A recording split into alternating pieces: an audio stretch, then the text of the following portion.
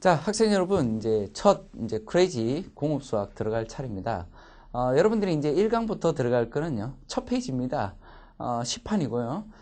시판이어도 되고, 학생들이 뭐 구판 들고 계신 분도 있을 텐데, 전판을 들고 있어도 상관없습니다. 우리가 크레이지 책이 전판이든 후판이든 상관없이 페이지 수만 조금 다를 뿐이지, 내용 전체적인 건 별반 다를 바가 없기 때문에 너무 크게 신경 안 쓰셔도 됩니다. 전체적인 내용 보시죠. 일단은 우리가 1장에서 다루는 부분들은 뭘 다룰 거냐면, 미분 방정식이라는 게 도대체 뭐냐, 이렇게 볼 겁니다.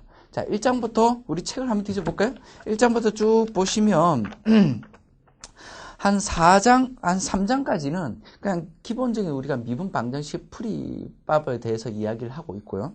그 다음에 4장부터는 연립 상미분 방정식, 그러니까 시스템 문제를 다루고 있습니다. 그 6장까지가 이제 라플라스 변화 뭐 이런 식으로 되고, 그 다음에 7장부터 선형 대수학 관련된 내용이 나오죠. 자, 이 부분은 이제 공업수학에서 미분 방정식과 선형 대수의 또 하나의 또 다른 축이죠. 그렇게 갑니다. 그 뒤에 또 쭉 한번 보시면요.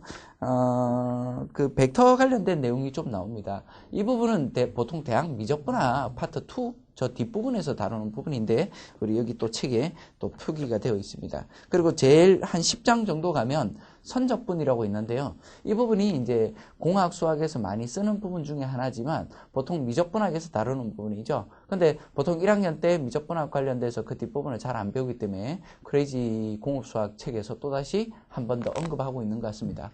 보통 책에서는 1장부터 6장까지 보통 학교들이 다, 뭐 인서울권 웬만한 학교들도 1, 2학기 통틀어서 한 6장까지밖에 못 나갈 겁니다. 뭐 보통 그렇다고 보시면 되고요. 일단 제가 1장부터 들어가면서 간단하게 뭐 설명을 좀 드릴 겁니다. 물론 학생들이 그렇습니다. 학교에서 어느 정도 공부도 하긴 했지만 보충 교재가 필요하죠, 사실은요. 그리고 구체적으로 학교에서는 학생들 다 안다 하고 그냥 이렇게 넘겨버립니다. 우리는 지금 그러한 부분이 아니라 구체적으로 왜 이렇게 정의하면서 왜 이러한 모델링을 잡고 어떤 계산법을 가는지 좀 더 체계적으로 간단하게 여러분들께 이렇게 소개해 드릴 거니까 훨씬 좀 쉽게 학문적으로 접근하기보다는 좀 뭐라고 해야 되나, 학원식? 그죠? 학원식 이런 식으로 간단하게 막 요점 정리해주고 이런 거 좋지 않습니까? 그런 식으로 우리가 전개가 된다고 보시면 됩니다. 자, 1장에서는 이제 그 챕터 1부터 들어가는데, 원래는 크레이지 책이 원서로 되어 있죠. 원서라고 하면 일단 중압감이 확 옵니다. 그건 누구나 다 마찬가지죠. 자, 1장에서 우리가 보면 뭐가 있냐면 모델링을 하는 거에 대해서 간단하게 설명을 하고 있습니다. 미분 방정식 이렇게 되는데, 자, 일단 한번 써보죠. 자, 미분 방정식이라고 이렇게 되어 있습니다. 방정식은 뭐냐면 이퀄이 되어 있는 어떤 식을 말하는 거고요. 미분이라는 건 미분이 들어가 있는 방정식을 말한다는 겁니다. 자, 미분 방정식. 자, 미분 방정식을 하려면 뭐가 필요하죠? 말 그대로 미분입니다. 미분과 방정식이 합쳐진 거죠. 여러분들 이제 나중에 보면 적분 방정식 이런 것도 볼 겁니다. 그러니까 적분이 들어가 있는 방정식이다, 뭐 이렇게 보는데요. 일단 여기서 말하는 미분 방정식에 미분 딱 들어오는 순간 미분에 대한 가장 기본적인 성질은 알고 있어야 되겠죠. 미분 간단하게 제가 수업을 하면서요, 여러분들이 일단 미적분학을 공부하면서 미적분학까지 다 알고 있다고 생각하고 나가는 게 아니라 보면서 제가 보충 설명을 계속 해드릴 겁니다. 미적분학 기본적인 이야기들도 해드릴 거요, 적분 관련된 이야기도 우리 책의 내용만 나가는 게 아니라, 왜 학생들이 대학 수학을 하면서 어려워하느냐면 이제 이런 기본적인 걸 교수들이 이렇게 간과해버리고 넘어가니까 학생들이 아마 갭이 생길 거라는 겁니다. 그런 것들은 제가 메꿔드리도록 할게요. 자, 일단 미분이라고 한다면 이런 이야기를 하죠. 델타 t분의 델타 x라고 할까요? x의 변화분의 델타 y다, 이렇게 표현을 하겠습니다. 이 y라는 값은요, 이런 이야기입니다. y라는 값은 y equal x 이렇게 써보죠. 어떤 y라는 값은 뭐냐면 개체수라고 이렇게 할까요? 개체수. 사람의 수, 혹은 동물의 수, 이런 이야기로 할까요? 그러면 여기서 말하는 개체수는 뭐냐면 어떤 x값에 따르는 개체수다, 이런 이야기입니다. 그러면 여기서 어떤 동물이라고 한다면 사자, y라는 값이 사자의 인구수라고 이렇게 한번 해볼까요? 그럼 y라는 사자는 뭘 먹고 삽니까? 초식 동물을 먹고 살죠. 그래서 여기서 말하는 x라는 값은 초식 동물의 인구수에 따라서 사자의 개수가 어떻게 변하느냐, 이런 이야기입니다. 자, 여기서 말하는, 제가 약간 응용적인 이야기를 하니까 약간 흔들리기도 하죠. 어려운 이야기다라고 생각하지만 단순합니다. x라는 값은 우리가 함수에서 독립변수라고 합니다. 일변수 함수라고 이렇게 이야기하고, 이 y라는 값은 뭐냐면 종속변수라고 합니다. 사자를 종속변수라고 이렇게 이야기를 하죠. x값에 따라서 y가 결정이 된다. x는 뭡니까? 토끼들은 뭐 초식동물, 토끼들은 마음대로 있지만 사자는 그 초식동물에 따라서 많이 늘어날 수도 있고 줄어들 수도 있죠. 그렇기 때문에 우리가 초식동물에 대해서 어떻게 사자가 움직이느냐 그 상황을 살피는 겁니다. 그러면 여기서 말하는 거는 초식동물의 변화당 사자의 개체수의 변화 뭐 이런 어떤 성질에 대해서 다루는 것들이 우리가 미분 방정식인데 지금 주어진 거는 이게 뭐예요? 델타 x분의 델타 y. x의 변화분의 y의 변화 이렇게 돼 있는 겁니다. 이 x의 변화를 상당히 작게 잡아서 순간적인 값으로 우리가 계산을 해서 표현한 값을 우리가 뭐라고 합니까? dx분의 dy 이렇게 미분이라고 이렇게 표현을 하죠. 이걸 우리가 뭐라고 하죠? 라이프니츠 방법으로 표현했다 이렇게 이야기를 합니다.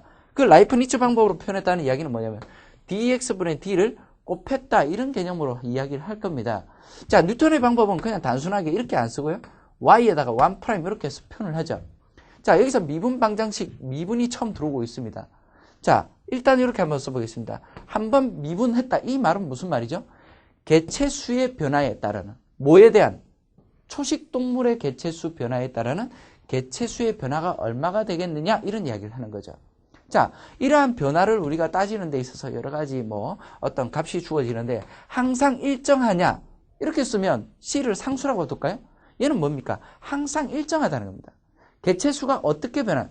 토끼가 한 마리에서 두 마리로 늘면 사자도 한 마리에서 두 마리로 는다. 토끼가 한 마리에서 세 마리로 늘면 사자도 마찬가지로 한 마리에서 세 마리로 는다. 뭐 이런 이야기를 하는 거죠. 여기서 말하는 건. 자, 여기서 말하는 건 미분 이퀄 C 이런 걸 뭐라고 해요? 미분 방정식이라고 합니다. 제일 간단한 식을 제가 한번 표현한 거죠. 근데 이거는 뭡니까? 실제로는 그렇지 않죠. 초식동물이 한 마리 늘었다고 해서 사자가 한 마리 느는 건 아니지 않습니까? 그러다 보니까 여기에 y1' 이퀄 해서 오른쪽의 값이 뭐냐면 어떤 함수로 이렇게 표현이 됩니다. 이 값을 우리가 뭐예요? 미분 방정식이라고 합니다. 이 미분 방정식에서 우리가 다양한 폼을 볼 텐데요. 미분 방정식은 크게는 두 가지로 나뉩니다. 일단 미분 방정식은 뭐로 나뉘냐면 두 가지로 ODE라고 이렇게 이야기를 하고요. 그 다음에 하나는 PDE다 이렇게 이야기를 합니다. ODE는 뭘 이야기하냐면 Ordinary Differential Equation 이렇게 이야기합니다. 영문으로 이야기한다면 Ordinary, O자는 뭐예요? 보통 미분 방정식이다 이런 이야기입니다. 얘는 뭐예요? PD, 특별한 particle, 어떤 특별한 미분 방정식이다 이런 이야기예요. 자, 그럼 여기서 우리가 이야기 또 하나 하는 게 뭐냐면 일단 우리가 미분 방정식 해서 하나의 예를 들어서 이렇게 표현해 놨는데 지금 책에 한번 보시면요. 4페이지에 보시면 이런 식이 있습니다. y1' 이퀄 코사인 x다 이렇게 돼 있네요. 자, 이 말은 무슨 말이죠? x의 변화에 따르는 사자, 그러니까 초식동물의 변화에 따르는 사자의 개체수의 변화는 뭐예요? 어떤 주기함수처럼 코사인처럼 움직인다 이런 이야기를 하는 겁니다. 맞죠? 자, 두 번째 어떤 식이 또 주어져 있네요. y2' 이퀄 이렇게 돼 있고 플러스 9배의 y 이퀄 그 다음에 또 두 번째 뭐예요? 2의 마이너스 2x다. 이런 식이 또 하나 들어가 있습니다. 얘는 뭐예요? 조금 더 복잡합니다. 뭔지 모르겠지만 어떤 의미를 아직까지 부여하기는 힘들죠. 그러니까 이런 식들도 있다라는 정도만 보시면 됩니다. 자, 일단 여기서 뭐예요? 미분 방정식, 미분이 들어가 있고요. 여기 미분이 들어가 있습니다. 이런 값들을 미분 방정식이라고 합니다. 세 번째 또 식이 있죠. y1', y 세 번 미분, 그 다음에 마이너스 2분의 3의 y1', 그 다음에 여기에 값이 전체 제곱 이퀄 0 이런 의미죠. 이렇게 되어 있습니다. 여기도 마찬가지로 미분이 여기도 들어가 있고 여기도 들어가 있고 여기도 들어가 있습니다. 어떻습니까? 훨씬 복잡한 식으로 변형이 됐습니다. 아주 단순한 심플한 케이스에서 조금 더 지금 아까 좀 전에 이야기했던 아주 간단한 폼에서요. 조금 복잡한 폼, 좀 더 복잡한 폼, 더욱더 복잡하고 난해한 폼이죠. 자, 이런 것들은 대학원에서나 정도 모델링 같은 거 여러 가지 하면서 다루게 되는데 어렵죠, 사실은요. 여러분들이 이 모델이 어떻게 나왔는지에 대해서는 별로 크게 신경을 쓰지 않으셔도 됩니다. 일단 여기서는 여러분들이 미분 방정식이라는 게 뭐냐, 이걸 아는 게 더 중요하죠. 자, 일단 여기서 요거를 한 번 미분했다고 해서 얘를 뭐라면 1개 미분 방정식이다. 이렇게 이야기. 1개 미분 방정식이다. 이렇게 이야기를 합니다. 두 번째는요. 뭐라고 합니까? 두 번 미분이 돼 있잖아요. 그래서 얘를 2개 미분 방정식이다. 이렇게 이야기합니다. 2개 미분 방정식이다. 얘는 뭐예요? 3개 미분 방정식이다. 이렇게 이야기를 할 겁니다. 근데 조심하셔야 되는 거는 예를 들어서 제가 여기에다가 약간 장난질을 쳐가지고 약간 바꿨습니다. 예를 들어 이렇게 바꿀게요. 여기 4차선이다. 이렇게 바꿨어요. 자, 이런다고 해서 얘는 뭐가 됩니까? 4개 미분 방정식이 아니라 여전히 2개 미분 방정식입니다. 미분이 2개만 들어가 있는 거죠. 그래서 우리가 여기에 차수가 4차라고 해서 몇 개가 올라가는 게 아니라 미분이 몇 개가 최대 몇 개가 들어가 있는 식이냐, 이게 중요하다는 겁니다. 자, 지금 여기서 보여주고 있는 이 값들이 다 뭐냐면 조금 전에 제가 설명하다만 ODE를 말합니다. 요놈의 값을 보통 ODE, 이렇게 해요. 보통 미분 방정식이다. 보통 미분 방정식이 이렇게 복잡한데 또 특별한 방정식이 있느냐? 물론 있죠. 여기서 말하는 특별한 방정식은요, 일단 이런 겁니다. 조금 더 이제 모델링이 좀 더 복잡한 식으로 가는데, 이번에는 이런 거죠. 어떤 사자의 개체수입니다. 사자의 개체수는 뭐냐면, 자기가 뭐예요? 초식동물이라는 토끼를 먹을 수도 있지 않습니까? 토끼를 먹을 수도 있고, 사슴을 여기 X가 있으니까, 이번엔 뭐예요? Z라고 할까요?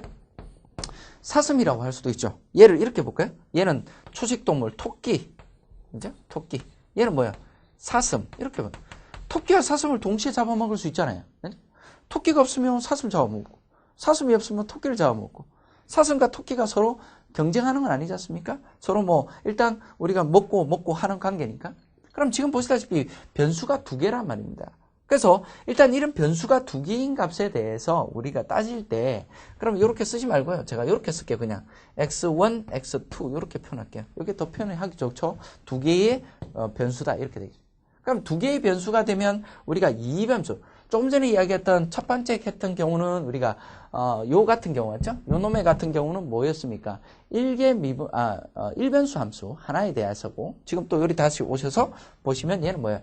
2변수 함수, 2개의 변수가 있다 이러니. 2개의 변수가 있기 때문에 뭐예요? 2개의 값에 따라서 변화율을 따질 수가 있죠. 그러면 2개에 대한 2변수 함수가 되는데, 여러분들이 1변수 함수, 미적분하기 위해서 1변수 함수 말고 2변수 함수를 배우셨다면 조금 쉬울 텐데, 어느 정도 또 까먹기는 까먹었죠? 제가 진행하면서 또 여러 번 설명을 드릴 겁니다. 일단 크게 걱정하지 마시고요. 지금 미분 방정식이 대체 무엇이며, ODE가 무엇이고, PDE가 무엇인지 정확하게 이해만 하시면 충분합니다. 너무 걱정하지 마세요.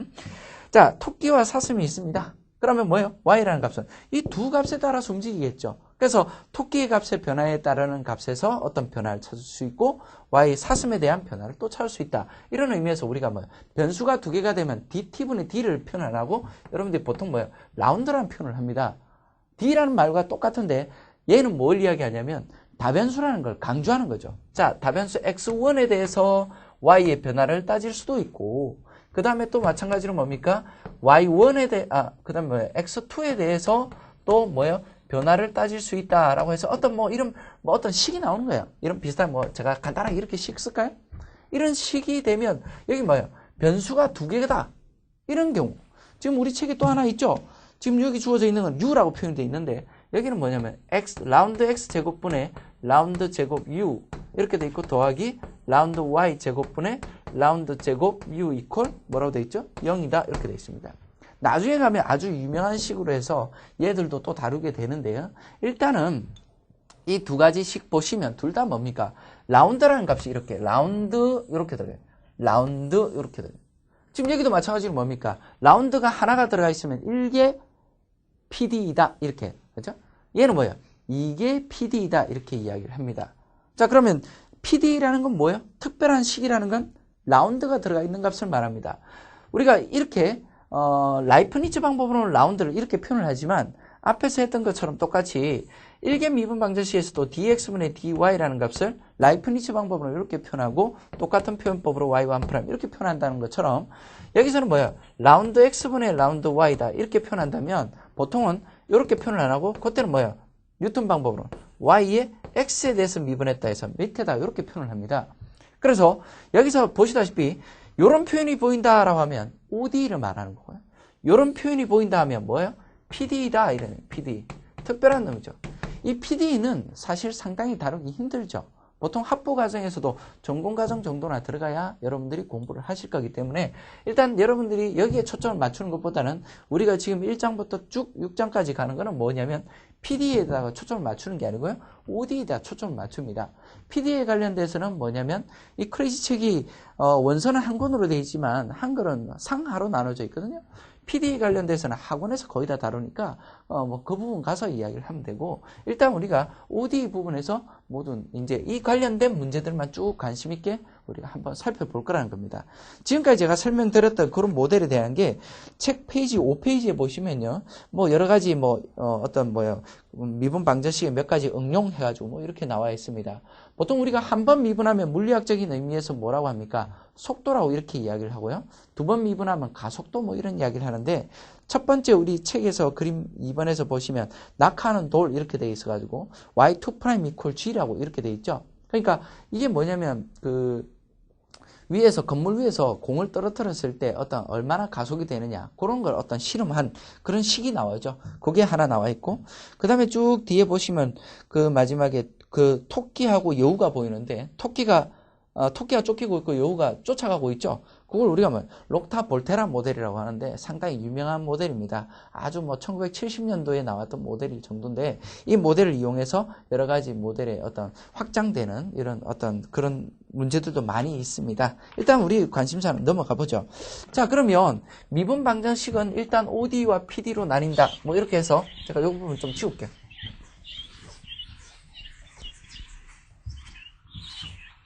자, 여기도 좀 치울게요. 여기는 치우지 말고. 이 부분 치워버릴게. 이게 한 번 지워가 좀 깨끗하지 않거든? 한 번 더 지울게요. 자, 그러면, 자, 6페이지로 가서 보시면 미분 방정식을 표현하는 방법이 또 두 가지가 있습니다. 양함수로 표현할 수 있는 방법이 있고 음함수로 표현할 수 있는 방법이 있다는 걸 간단하게 거기에 소개하고 있습니다. 무슨 말이냐면 예를 들어서 y1' 값은 1입니다. 이렇게 표현했어요. 자, 그러면 y1'은 얼마다? 이렇게 돼 있잖아요. 내가 지금 관심 있는 건 뭡니까? 개체수 y에 대해서 관심이 있는 겁니다. 뭐에 관심 있다고? y에 대해서 관심 있다고. 그래서 관심 있는 놈을 왼쪽에 두고 관심 있는 놈이 뭐냐? 1이다. 이라는 값을 만족하는 y를 찾고 싶은 겁니다. 그럼 지금 주어져 있는 이 y라는 값을 표현하는 데 있어서 y는 얼마? 이렇게 딱 주어져 있으면 얘를 뭐냐면 여기 뭐죠?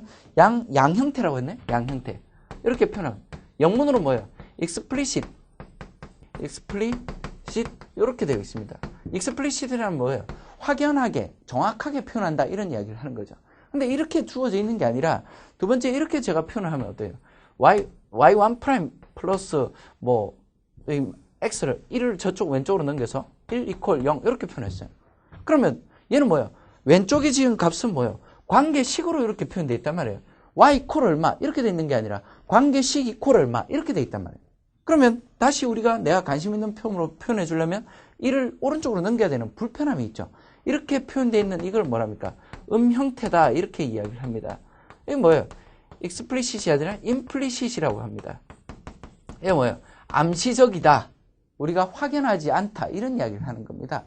그래서 지금 우리가 식을 표현하는 데 있어서 표현이 지금 이렇게 돼 있죠. 양함수 표현법의 가장 일반적인 요 지울게요.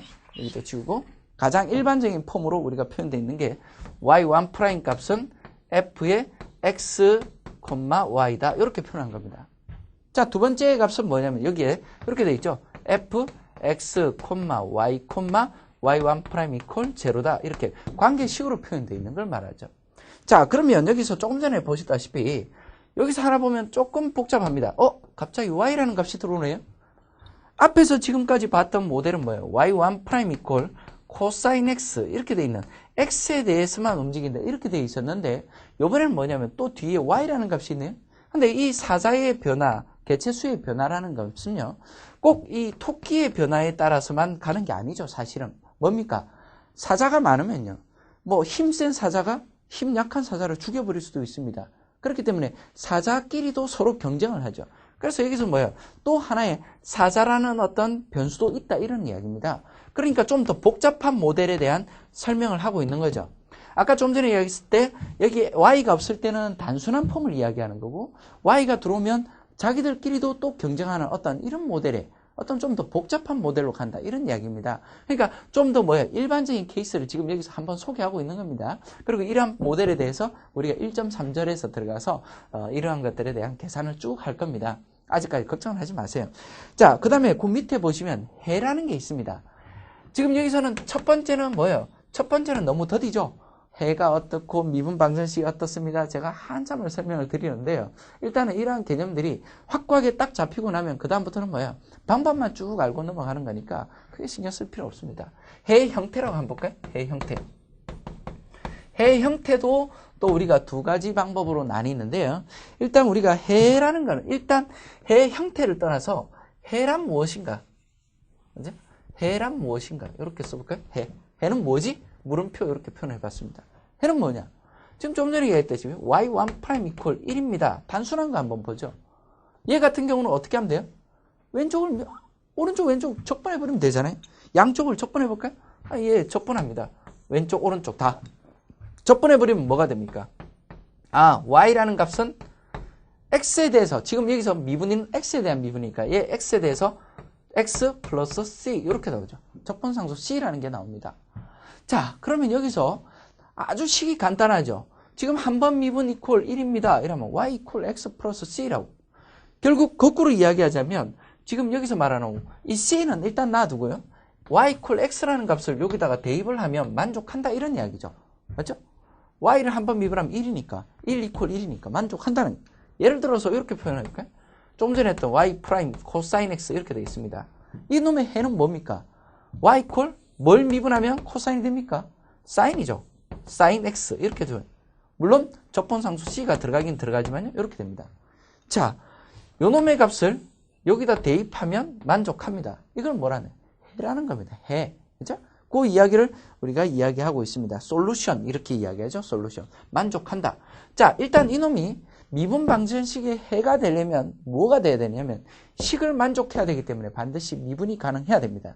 만약에 1개 미분이면 한 번 미분 가능한 어떤 무언가에서 찾아내야 되고요.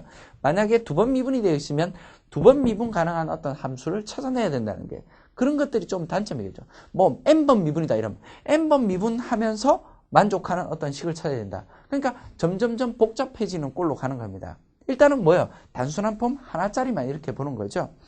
자, 그러면 해에 대한 지금 보시면 이게 해라는 게요. 이렇게 돼 있는데 물론 여기 상수 c라는 값이 들어가는 게 조금 아쉽긴 아쉽죠. 자, 그런데 이 해라는 값을 우리가 곡선으로 그래프 그림으로 나타냅니다. 그걸 뭐라냐면 해 곡선이라고 이렇게 해요. 해 곡선. 해를 해 커브라고 이렇게 해요. 솔루션 커브라고 이렇게 정의하는데 그냥 해를 공간상의 그림을 그리는 거예요. 그거를 우리가 뭐라면 솔루션 커브다 이렇게 정의하고 한 번 있습니다. 그 밑에 책에 보시면 하나 예를 또 하나 더 주어져 있는데요. 예제 한번 봅시다. 지금 주어진 게 xy1' 이퀄 마이너스 y인가요? 이렇게 돼 있습니다. 와, 이 식은 이거는 상당히 좀 어렵게 느껴져요.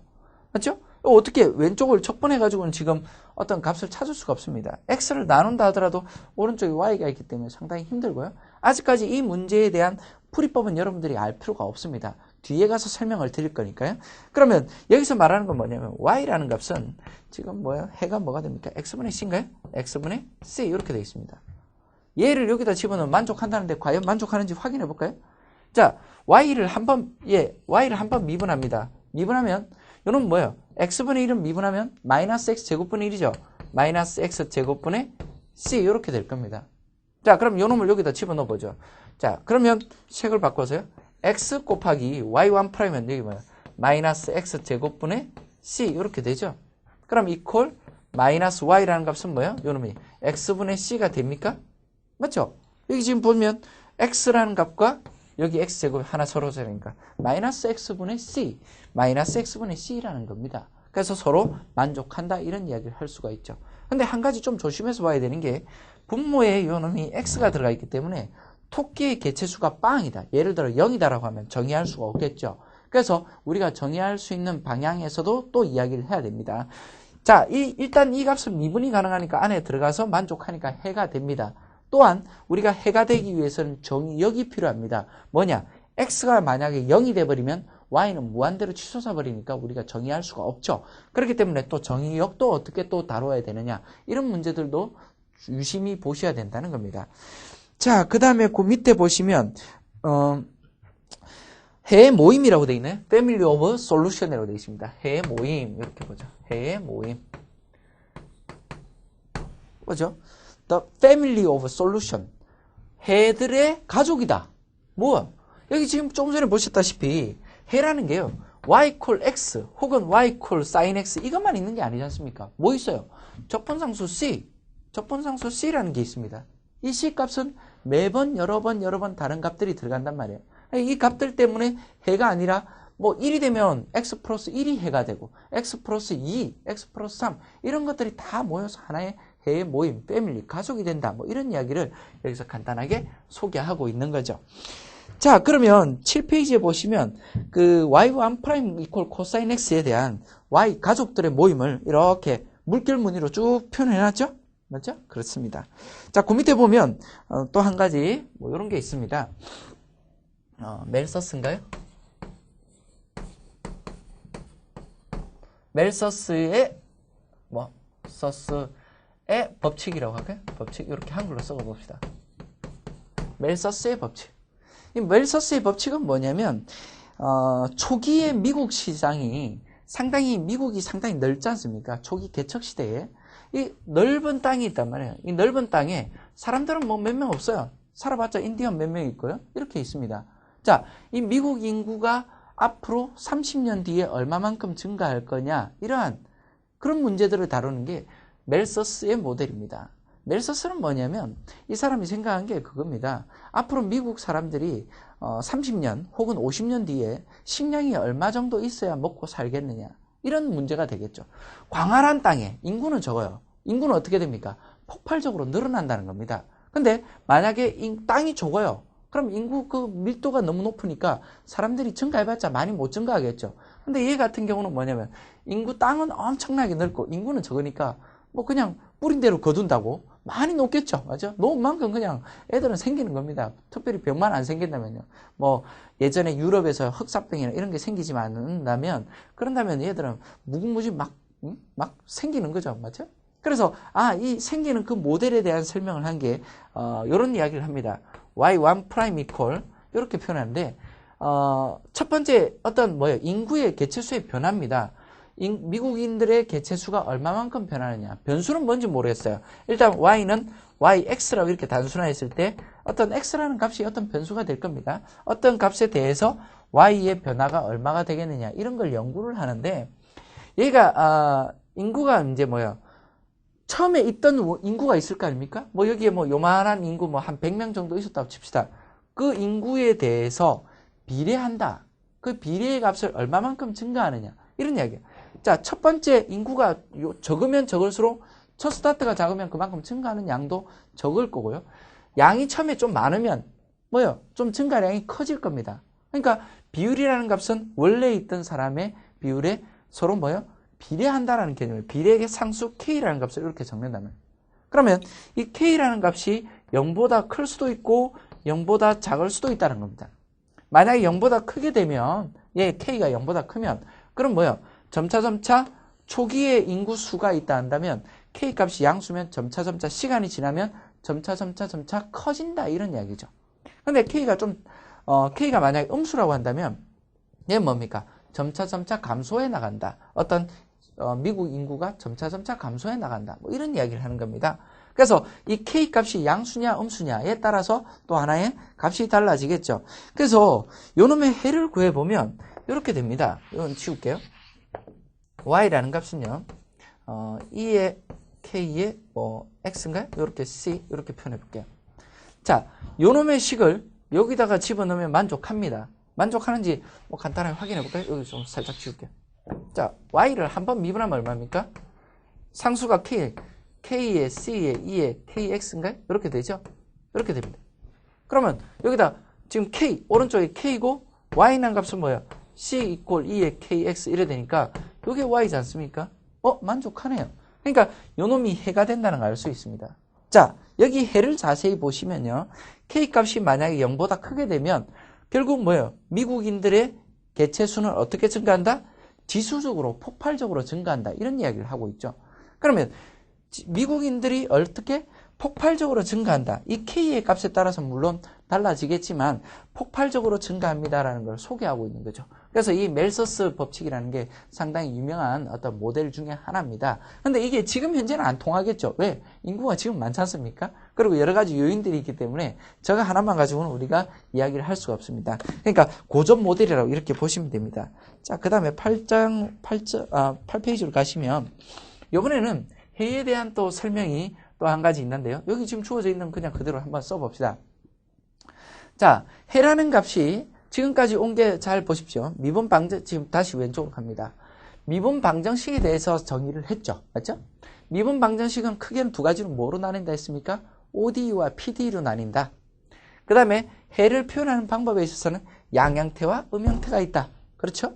자, 다시 넘어와서 해라는 게 있다고 했습니다. 해는 곡선으로 해를 그림으로 나타내는 게 해의 곡선이고요. 해는 적분상수 C가 있기 때문에 해의 모임이 된다. 이렇게 이야기를 했습니다. 그러면 이제 해의 모임, 요 놈에 지금 보시다시피 이 상수 C가 들어가 있는 요 오른쪽 요 부분을 좀 지울게요.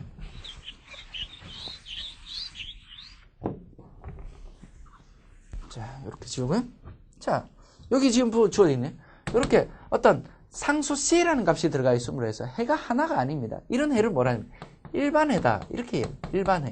제너럴 솔루션. 이렇게 해요. 제너럴 솔루션. 일반적인 해다. 상수 C가 들어가 있는 게. 하나가 아니죠. 이게 될 수도 있고 저거 될 수도 있는 겁니다. 여기도 마찬가지죠. C가 들어가 있으니까. 근데 예를 들어서 어떤 이 C라는 값을 없애주기 위한 방안을 첫 번째 y1' equal 1이라는 조건이 있었지 않습니까? 이건 미분 방정식 풀었더만 뭐가 나왔냐면 y equal x 플러스 c라는 값이 이렇게 나왔어요. 그럼 이렇게 줄까요? 예를 들어 x가 만약에 1이라고 한다면 x가 1일 때 이렇게 쓰지 말고 이렇게 쓸게요. y가 이렇게 줄게요. 조건을 하나 더 추가시켰습니다. 지금 뭐예요? 요 두 개의 미분 방정식 푼다고 봐요. 자, 초기에 1이면 x라는 변수가 1일 때 개체수도 1이다. 이렇게 표현을 했어요. 그럼 얘는 뭡니까?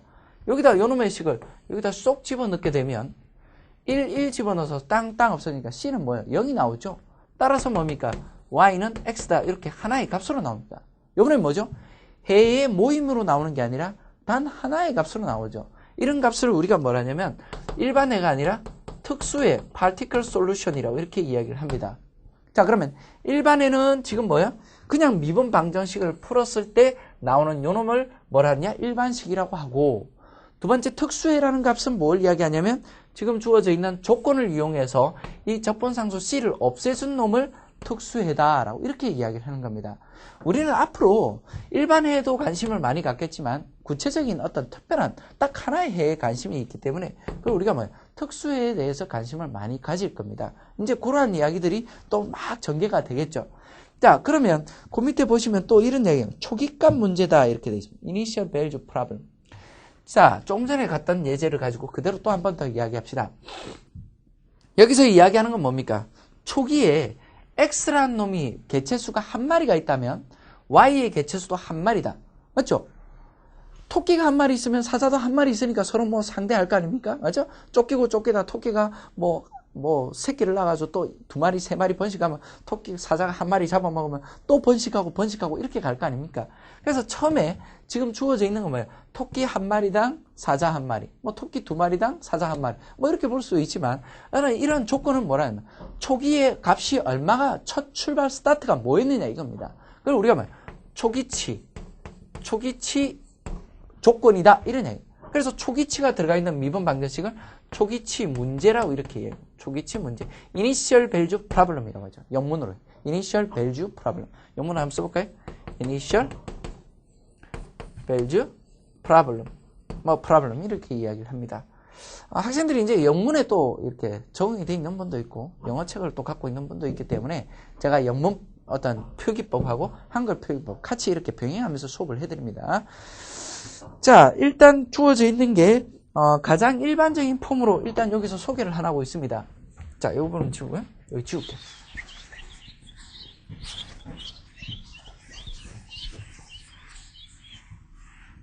자, 그 밑에 보시면 하나 예를 들어 있죠. 양 형태로 표현이 되어 있고 거기다 이렇게 표현되어 있습니다. y에 x0라고 하죠. 보통 초기의 값이다 이런 의미에서 y0. y0일 때 y0다. 토끼가 x0만큼 있으면 사자도 y0만큼 있다. 이렇게 표현해서 양 형태라고 이렇게 표현하고 있습니다. 자, 그러면 예제 4번에서 보시면 하나의 초기치 값인데 뭐 이거는 뭐 나중에 뒤에 가서 우리가 문제풀이에 대한 이야기를 할 거니까 여기서는 크게 신경 쓰지 마십시다. 두 번째 이제 9페이지에 가면 예제 5번이 있는데요. 방사능 관련된 문제를 한번 볼까요? 자, 예제 하나 보죠. 여기서는 방사능 관련됩니다. 방사능 관련돼서는 문제가 뭐냐면 지금 우리가 책에 보면 하나의 라듐에 대한 이야기를 하고 있어요. 이 라듐이라는 게 반감기라는 게 있습니다. 이 라듐이라는 거는 뭐예요? 이 양이 반으로 줄어드는 시기라는 게 궁금하다는 겁니다. 예를 들어서 이제 뭐 이런 거 있죠. 우라늄, 원자력, 뭐 이런 거 있지 않습니까? 그 안 좋은 것들이 오랫동안 남아있으면 우리가 그만큼 안 좋지 않습니까? 몇 년 뒤면 얘가 다 없어질 거냐? 이 방사능이 몇십 년, 몇천 년 뒤면 없어질 거냐? 이런 걸 계산하는 겁니다. 그만큼 이 반감기라는 게 오래 걸립니다. 지금 우리 책에 보니까 반감기가 뭐 언제라고 뭐 특별한 말이 있나요? 지금 예를 들어 이제 초기에 0.5g이라는 방사능 물질이 있다고 합니다. 이게 이제 시간이 얼마만큼 흘렀을 때 남은 양이 얼마냐? 이런 이야기를 하는 거죠. 지금 여기서 말하는 거는 y라는 값이 시간에 따라서 이런 얘기입니다. yt, time이라고 이렇게 표현했습니다. 얘는 뭐예요? 방사능 물질의 양, 얘는 개체 수량이에요. 방사능 물질의, 방사능 양이라고 할까요? 양이 얼마나 되느냐? 이런 얘기예요. 시간이 따라서. 그래서 시간에 따르는 비율에 따라서 어떻게 되느냐? 그러면 여기서는 이런 거죠.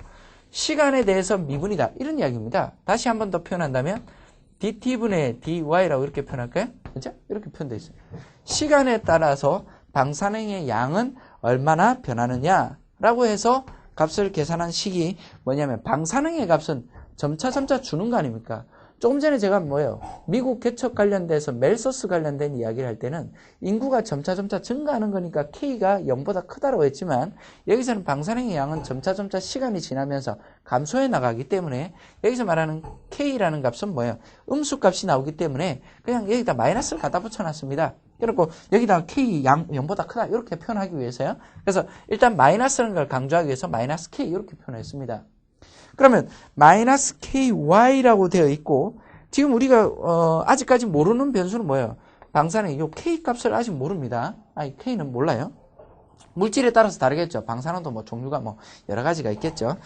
그래서 요놈의 초기의 값이 뭐냐면 초기의 방사능의 양은 얼마나 있느냐면 0.5g 있다 했으니까 0.5 이렇게 표현되어 있습니다.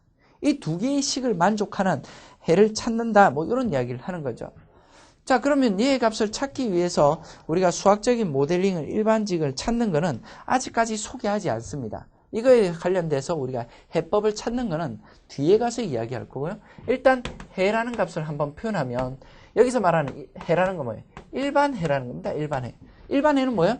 조건이 없을 때 다른 겁니다. 그러면 실제 얘 값을 얘는 뭐냐면 C의 2의 마이너스 K의 T다. 이런 식이 나옵니다. 자, 여기에 뭐예요? 일반 상수 C라는 값이 들어가 있죠? 그렇기 때문에 일반 해라는 겁니다. 그렇지만 우리가 초기 조건 여기 뭐예요? 초기에 0.5입니다. 이런 조건이 있으니까 여기다 넣어볼까요? 자, Y의 초기의 값은 뭐가 됩니까? 0.5g이 있습니다. 그러니까 여기다 C 곱하기 2의 마이너스 K의 제로값 이렇게 됩니다. 그럼 이러면 뭐예요? 이러면 2의 제로니까 1이지 않습니까? 초기에 C라는 값은 0.5구나. 따라서 뭐예요? 특수해를 찾는 겁니다. 특수해. 특수해를 찾아보니까 뭐예요? Y는 0.5 곱하기 2의 마이너스 KT다. 이런 식을 찾아낼 수 있다. 이거 아닙니까? 그렇죠? 자, 그래서 우리가 여기서 말하는 건 뭐예요? 항상 결과를 검토하라. 왜? 컴퓨터가 실수할 수 있으니까. 솔직히 뭐 컴퓨터가 실수할 수도 있지만 사람도 실수 많이 하지 않습니까? 그렇기 때문에 항상 검토하라. 거꾸로 뭐예요? 얘의 식을 여기다 넣어보고 되는지 확인하라. 이런 이야기입니다. 그럼 뭐 단순한 이야기를 하면서 1장 1절의 내용을 하고 있습니다. 자, 1장 1절에 뭐 가볍게 1장 1절은 일단 시작을 했습니다. 제가 뭐 1장 2절 들어가면 또 1장 2절은 뭐 또 내용이 별거 아닌데 1장 2절까지 한번 갑시다. 1장 2절도 별로 없습니다. 자, 1장 2절에서도 보시면 일개 상미분 방정식이 주어져 있는데요. y1'에 대해서 뭐 몇 가지 줘. 거기 뭐 정의 몇 가지 한 두어 가지 들어가 있고 오일러 수치 해석법 관련된 이야기가 나와 있기 때문에 그까지 이야기 드릴게요. 뭐 거기 뭐 별거 없으니까 더 지울게. 한 번 더 지웁시다. 자, 2절에서는요. 이런 말을 합니다. 지금 뭐냐면 일개 상미분. 자, y1' 이퀄 좀 더 일반적인 케이스죠. 토끼 한 마리가 아니라 사자사기들끼리도 서로 영향을 받는 이런 조금 더 일반적인 케이스, 좀 더 어려운 문제를 지금 이야기하고 있습니다. 그러면 요놈의 값에서 어떤 기하학적인 의미를 보는데 지금 뭐예요? 한 번 미분했다라는 이야기는 기울기를 말하는 거죠. 기울기. 그 기울기 값이 함수로 표현된다 이런 이야기입니다. 자, 우리가 이렇게 표현해 볼까요? 다변수 함수에서요. 여러분들 이런 거 봤을 겁니다. z 이퀄 fx, y 이렇게 표현할까요? 이 말은 뭐예요? x와 y 변수에 따라서 높이 z가 결정이 납니다. 이런 이야기를 합니다. 예를 들어서 하나 보죠. example입니다. x제곱 더하기 이렇게 쓰지 말고 z라는 값은 x제곱 더하기 y제곱 이렇게 표현을 해보죠. 자, 요놈의 그래프를 어떻게 그리느냐 이겁니다. 지금 주어져 있는 게 여기에 x라는 값과 y라는 값은 뭐냐? 독립적인 변수가 되고요. x, y에 따라서 z라는 값이 결정이 되는 종속 변수입니다. 자, 다시 볼까요? 얘는 종속 변수고요. x와 y는 뭐가 됩니까? 독립 변수다. 이렇게 얘기합니다. 그죠? independent variable이다. 얘는 뭐예요? dependent variable이다. 이렇게 이야기를 합니다. 자, 그러면 얘 3차원 공간상에 x축과 y축 이렇게 줘요. x축, y축, 그렇죠? x와 y가 결정이 나면 그 다음에 z라는 높이가 결정이 납니다. 이런 이야기를 하는 거예요. 그럼 뭐 그림을 어떻게 그립니까? 그림을 그리는 방법은 우리가 3차원 공간을 우리가 쉽게 이야기하기 위해서 z에다가 일정하게 상수를 집어넣습니다. 자른다는 거죠. z에다가 만약에 여기 z에다가 뭘 집어넣어요? 1을 집어넣어봐요. z에다가 0 집어넣을까요? 0 집어넣어봅시다. 얘는 뭐예요? z는 0보다 작은 값은 나올 수 없습니다. 0 집어넣으면 뭐예요? x와 y는 0이다. 그러니까 뭐예요? 원점이다. 이런 이야기를 하는 겁니다. 만약에 z가 만약에 1이라고 한다면 z를 1로 고정시킨 거 아니에요? 1로 고정시키면 x제곱 더하기 y제곱은 1입니다. 이러니까 뭐예요? 1이라는 소리죠. 그러면 z가 한 칸 이렇게 위로 한 칸 올라오게 되면 반지름이 1인 원 요렇게 원이 나온다. 이런 이야기예요. 그렇죠? 그럼 여기다가 z값 대신에 만약에 4라고 이렇게 집어넣어 봅시다. 그럼 뭐예요? x제곱 더하기 y제곱은 2의 제곱이니까 그럼 뭐예요? 반지름이 2인 원이다. 이렇게 되니까 올라가면 2 올라가면 반지름 2인 원 이렇게 된다. 무슨 말이죠? 올라가면 올라갈수록 원통으로 올라간다. 모양이 이렇게 올라간다. 그래서 3차원 공간상의 얘의 그림을 이런 식으로 판별하죠. 지금 판별할 때 뭡니까? 여기서 이렇게 Z축을 잘라 나가죠. 잘라서 그림을 이해하지 않습니까? 이걸 뭐라 해요? 등위선이라고 합니다. 등위선. 이렇게 이야기해요. 지금 조금 전에 이야기했던 요 두 가지. 요 놈을 뭐라 하면 등위선이라고. 왜? 위치가 등이라는 거예요. 같은 등자에 위치 위자입니다. 레벨 커브, 영문으로 뭐예요? 레벨 커브 라인. 이런 이야기를 하는데 레벨 커브라고 하죠. 그러니까 위치를 높이를 잘라가면서 그림을 본 다음에 끼워 맞추겠다. 이런 이야기를 하는 겁니다. 여기서도 똑같죠. y1' 이퀄 fx, y라고 돼 있는데 여기에서 요놈의 값을 뭐예요? 그냥 하나의 고정점으로 상수 c라고 이렇게 고정을 시켜놓고 이 y1'의 값을 일일이 공간상의 그림을 그리겠습니다. 이런 이야기를 하는 겁니다. 이걸 뭐라 하냐? 방향장이라고 합니다. direction field라고 이렇게 이야기를 하죠. 자, 왜 direction field랍니까? y1' 기울기 방향을 주는 거예요. 방향들의 상수 c를 달리 두면서 여러 가지 값들이 생기겠죠. 그래서 그 여러 가지 값들이 뛰어노는 장소다. 이런 의미에서 우리가 direction field라고 이렇게 이야기합니다. 방향장이라고 이렇게 이야기를 하죠. 자, 그러면 지금 요 관련돼서는 이제 뭐 지우겠습니다. 등위선, 그죠? 레벨 커브에 대해서는 지우고 가죠. 칠판 지우니까 막 쇠 끊는 소리가 나네. 네? 그죠? 약간 좀 그렇긴 합니다. 자, 책에 한번 봅시다.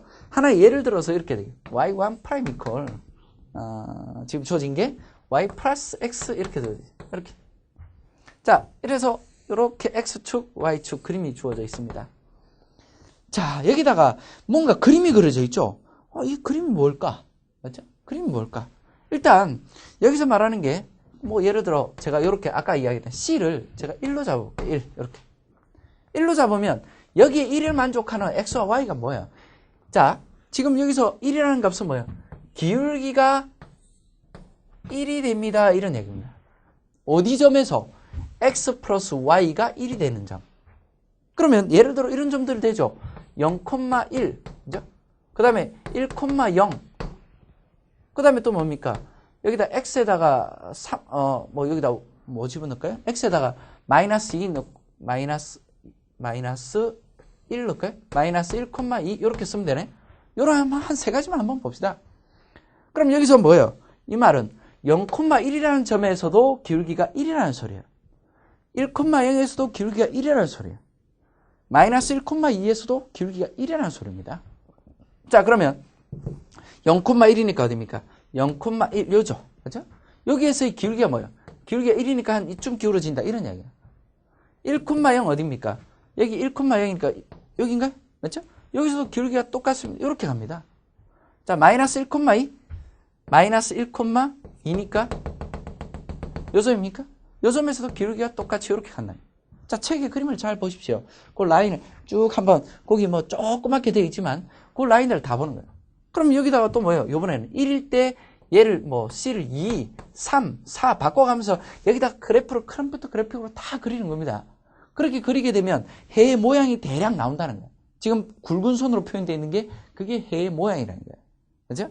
이게 얼마나 복잡하고 힘든 작업이에요. 하지만 그래도 그나마 이 미분 방정식의 해를 확인할 수 있는 하나의 도구가 되기 때문에 중요하죠. 그래서 이거는 뭐랍니까? 방향장이라고 합니까? 방향장. direction field다.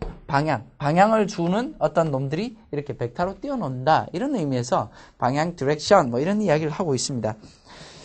그 다음에 13페이지에 보시면 이제 마지막 그 부분에 하나 더 주어져 있는데 오일러 수치 해법이라는 게 있습니다. 오일러 수치 해법은 뭘 이야기하냐면요. 요것도 이제 여기로 가서 이제 보도록 하죠. 조금만 지울게요.